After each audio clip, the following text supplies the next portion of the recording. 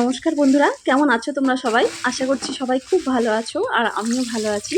সঙ্গীতার প্রতিদিনের আজকের নতুন একটি ভ্লগে তোমাদের সবাইকে স্বাগত জানিয়ে শুরু করছি আজকের ভ্লগটি। তো আজকে হচ্ছে রবিবার, ছুটির দিন। কে খাবে বিরিয়ানি? ওমা খাবে। তো আমার বর দেখো আছে কত কিছু বাজার করেছে, মাছ মাংস সব একদিনে, কিন্তু অনেক কিছু বাজার করেছে। তবে এগুলো সব আজকে একদিনে রান্না হবে না, এগুলো প্রায় এক সপ্তাহের বাজার করা হয়েছে। কে খাবে?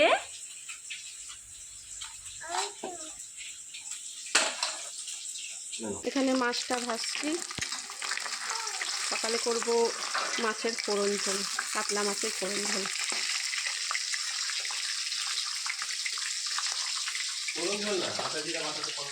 ফোড়ন ঝোলই তো করি, সকালে মেথি সম্বার দিয়ে কাঁচা লঙ্কা দিয়ে ফোড়ন ঝোল করি না।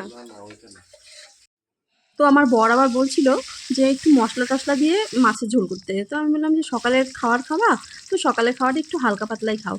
তো সেই জন্য আমি এখন করছি মেথি সম্বার দিয়ে কাঁচা লঙ্কা দিয়ে ফোড়ন ঝোল। তো এটা কিন্তু খুব স্বাস্থ্যকর একটা ঝোল আর খেতে কিন্তু অসম্ভব টেস্ট হয়। তো আমি মেথি, কাঁচা লঙ্কা আর একটা তেজপাতা সম্বার দিয়েছি, আর আলুটা আগেই ভেজে তুলে রেখেছিলাম। তো আলুটা দিলাম, তারপরে লবণ, হলুদ, চিনি সব কিছুই পরিমাণ মতন দিয়ে জল দিয়ে দিলাম। আর একদিকে দেখো ভাতও বসিয়ে দিয়েছি, সকালে খাওয়ার জন্য ভাত। আর এইদিকে দেখো আমি আলু, পেঁয়াজ, রসুন সব কিছুই বানিয়ে রেখেছি। আজকে যেহেতু মাটনটা রান্না হবে আর মাটন বিরিয়ানি করব। বিশেষ করে আমার ছেলের আবদারে আরও মাটন বিরিয়ানি করা। আজকে ছুটির দিন আর ও খেতে চেয়েছে মাটন বিরিয়ানি।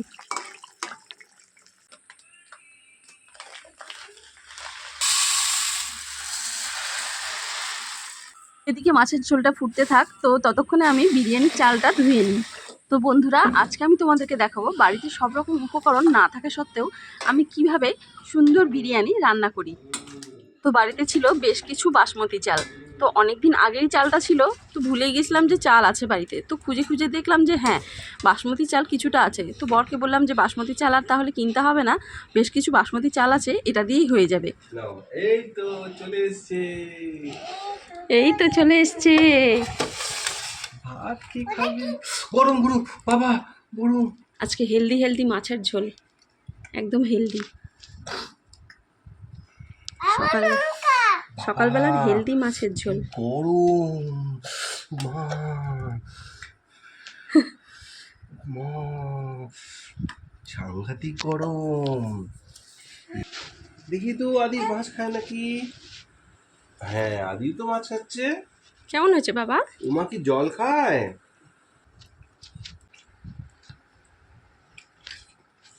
তো এদিকে দুই বাচ্চাকে নিয়ে ওদের বাবা খাওয়া দাওয়া করছে। এখন বাজে প্রায় সকাল 11টার মতন। তো আমারও খুব খিদে পেয়ে গেছিলো, তো আমিও সামান্য একটু ভাত মাছের ফোড়ন ঝোল দিয়ে খেয়ে নিলাম। তো খাওয়াটা তোমাদেরকে আর দেখালাম না। আর সকালবেলা তো অসম্ভব খিদে পেয়ে যায়, তো খেতে টেতেও একটু মাঝে মাঝে দেরিই হয়ে যায়। তো আজকেও খুব খিদে পেয়েছিল, তো সেই জন্য তাড়াতাড়ি করে একটু ফোড়ন ঝোল দিয়ে ভাত খেয়ে নিলাম। তো অসম্ভব সুন্দর হয়েছিল ফোড়ন ঝোল। তো এদিকে আমি দেখো বিরিয়ানি করার জন্য বেরেস্তাটা আগে ভেজে তুলে নিলাম। আর এবার ওই তেলের মধ্যেই আমি মাংসের জন্য যে আলুগুলো কেটে রেখেছিলাম সেগুলো আমি ভেজে নেবো। আমি একবারেই মাংসটা রান্না করব, যেটা হচ্ছে বিরিয়ানিতেও হয়ে যাবে আর এদিকে কিছুটা কষানো মাংস থেকেও যাবে।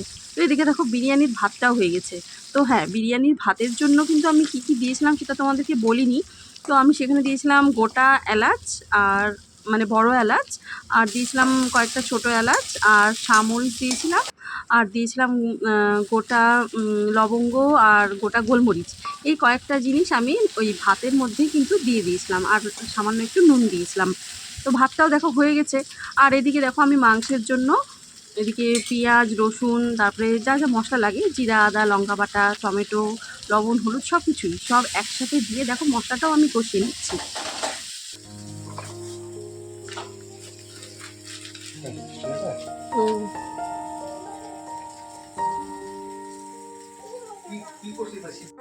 ড্রাগন ফল খেয়েছে, ড্রাগন ফল খেয়ে ওরকম হয়েছে। তো বাড়িতে তো টক দই ছিল না, তো বরকে বললাম যে তুমি একটু টক দই নিয়ে আসবে। তো বর তো ঝট করে দোকান থেকে টক দই নিয়ে চলে আসলো। এইরকম দেখো একটা প্যাকেটের মধ্যে করেই টক দই বিক্রি হচ্ছে, খুব সামান্য ছোট্ট একটা প্যাকেট। তো বেশ মানে অল্প অল্প পরিমাণ দইয়ের জন্য কিন্তু মানে ঠিক আছে। তো আর হচ্ছে কিনে আনলো বিরিয়ানি মশলা। তো বাড়িতে বিরিয়ানি মশলা ছিল না। আর এইদিকে দেখো মশলাটাও কিন্তু কষানো হয়ে গেছে, আর আমি কিন্তু মাটনগুলো এর মধ্যে দিয়ে দিলাম, তারপরে আলুগুলোও দিয়ে দিয়েছি। মাটনটা একটু কষানো হয়ে গেছিলো, তারপরে আলুটা দিয়েছি।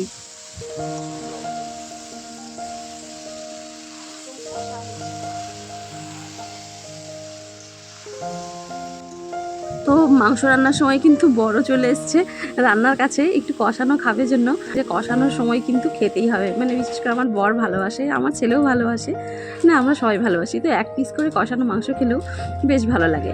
তো এখানে দেখো বিরিয়ানি মশলাটা এনেছিল, তো আমি সেটা হচ্ছে ভাতটা যে করেছিলাম তো তার মধ্যে দিয়ে দিলাম, আর বেরেস্তাটা যে ভেজে রেখেছিলাম সেটাও আমি দিয়ে দিলাম। মানে আজকে একটু অন্যরকম প্রসেসে আমি বিরিয়ানিটা কিন্তু করছি, মানে যেই রকম সচরাচর দেখা যায় যে বিরিয়ানি যেভাবে করে, তো আমি একটু অন্যরকম প্রসেসে করছি, তো এইটা কিন্তু খুব চটজলদি হয়ে যাবে।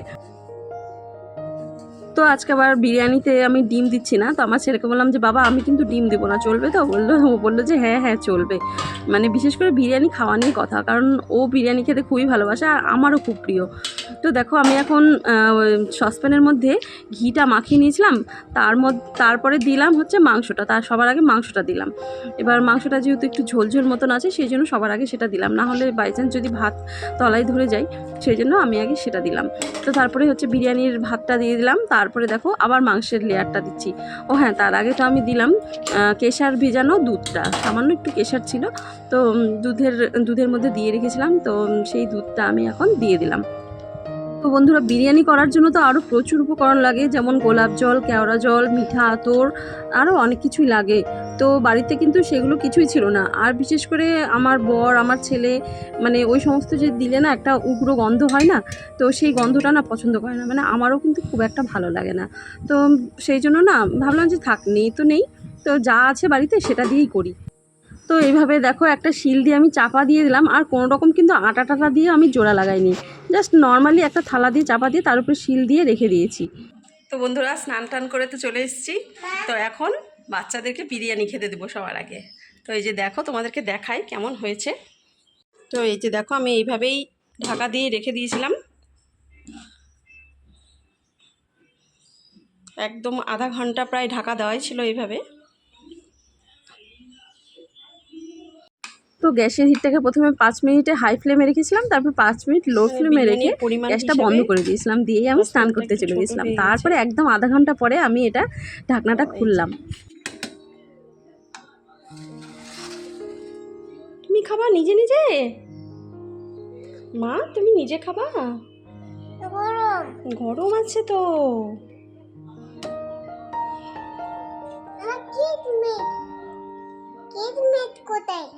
কিশমিশ দিইনি তো, খাও তুমি হাত দিয়ে খাও। বন্ধুরা আমরা বিরিয়ানি খাচ্ছি, খুবই টেস্টি হয়েছে। ভালো হয়েছে? ভালো হয়েছে। আচ্ছা তুমি খাচ্ছ নিজে নিজে? আচ্ছা খাও।